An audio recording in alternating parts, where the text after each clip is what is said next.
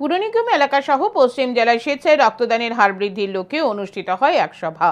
ত্রিপুরা রাজ্য রক্ত সঞ্চালন পর্ষদের উদ্যোগে আগরতলা টাউন হলে অনুষ্ঠিত হয় এই আলোচনা সভা। সভায় উপস্থিত ছিলেন আগরতলা পুর নিগমের মেয়র দীপক মজুমদার, কর্পোরেটর প্রদীপ চন্দ, বিশিষ্ট সমাজসেবী প্রদীপ চন্দ সহ অন্যান্যরা। সভায় বক্তব্য রাখতে গিয়ে মেয়র দীপক মজুমদার বলেন, রক্ত কতটা গুরুত্বপূর্ণ তা সকলে জানে।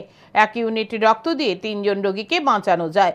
রক্তের কোনো বিকল্প নেই। রাজ্যে মোট 14টি ব্লাড ব্যাংক রয়েছে, তার মধ্যে 12টি সরকারি। এই ব্লাড ব্যাংকগুলিতে রক্তের চাহিদা ও যোগানের মধ্যে ভারসাম্য রক্ষা হয় স্বেচ্ছায় রক্তদানের মধ্য দিয়ে।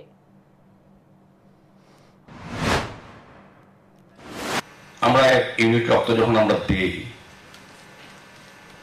তাতে সাধারণত বুঝি যে একটা মুমূর্ষু রোগীর পরিবার রক্ষা করলাম, বা তার থেকে আরো 3-4টি উপাদানের মধ্যে অন্যান্য রোগীদেরকে সহযোগিতা করা বা সুস্থ রাখার চেষ্টা করা হয় 1 ইউনিট রক্ত থেকে।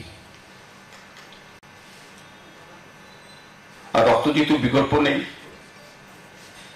তখন আমার রক্ত আপনার বা আপনার রক্ত আমাকে দিয়েই আমরা এই পৃথিবীতে সুস্থভাবে বেঁচে থাকতে পারি।